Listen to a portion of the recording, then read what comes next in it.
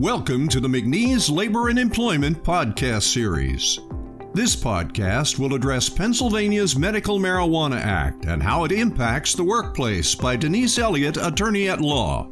Ms. Elliott is a member of the Labor and Employment Practice Group at McNees. Pennsylvania's Medical Marijuana Act turned 2 in April and is now fully implemented. Grower licenses have been issued, the dispensaries are open, and patients are able to obtain both their certification cards and their medical marijuana. This means that right now, someone in your workforce may be a certified medical marijuana user. Is your business prepared for that reality? Do you know how you'll respond if an employee tells you that they are using medical marijuana? The time for sticking your head in the sand is over. In a minute, I will discuss what we've learned in the last 2 years, but first, let's recap the key employment law provisions of Pennsylvania's Medical Marijuana Act. 1. It contains an anti-discrimination provision. You may not discharge, threaten, refuse to hire, or otherwise discriminate or retaliate against an employee solely on the basis of their status as an individual certified to use medical marijuana. 2. You're not required to allow an employee to use medical marijuana while at work or on your premises. 3. You may discipline an employee for being under the influence of medical marijuana while at work. 4.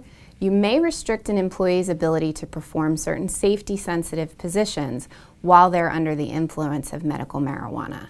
5. You're not required to take any action that would violate federal law. And 6. You do not have to provide insurance coverage for medical marijuana. Okay, so with that background recapped, let's talk about what we've learned in the last 2 years and what we know now. First, we know how an employee's certified user status will affect drug testing results. If an employee tests positive for marijuana, it will not matter that the employee says he or she is a certified user of medical marijuana. Department of Transportation regulations govern the way that drug tests are conducted and verified. In October, the DOT issued a memo stating plainly that marijuana, even for medicinal purposes, remains illegal under federal law.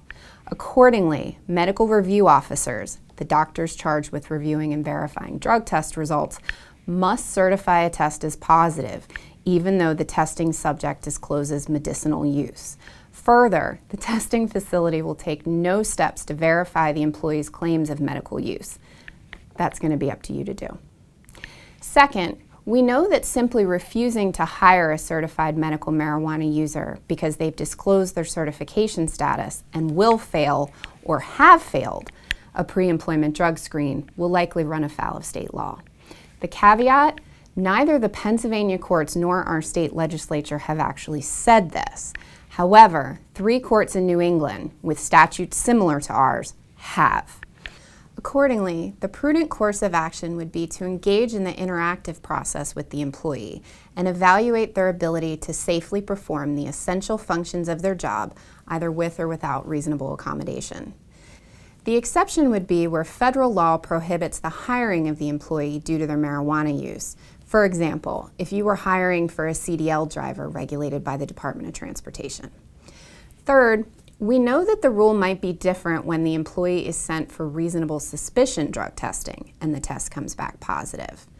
Provided you have a policy allowing for reasonable suspicion drug testing and provided that you have clearly documented the reasons you're sending the employee for the test, if that employee tests positive for marijuana, you can likely discipline even if they're a certified medical user. Why? Because you may discipline an employee for being under the influence at work. So the key here is observing and documenting impairment, falling asleep at work, slurred speech, red or glassy eyes, difficulty concentrating, things like that.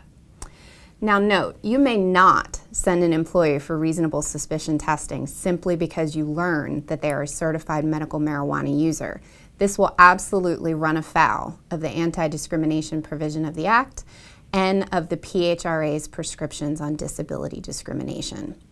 Finally, we know that the law is still changing, and courts across the country continue to address employees' rights in this context. Accordingly, we all must continue to follow the developments to ensure safety in our workplaces and compliance with the law. For questions about this topic, please feel free to contact me at the number on the screen.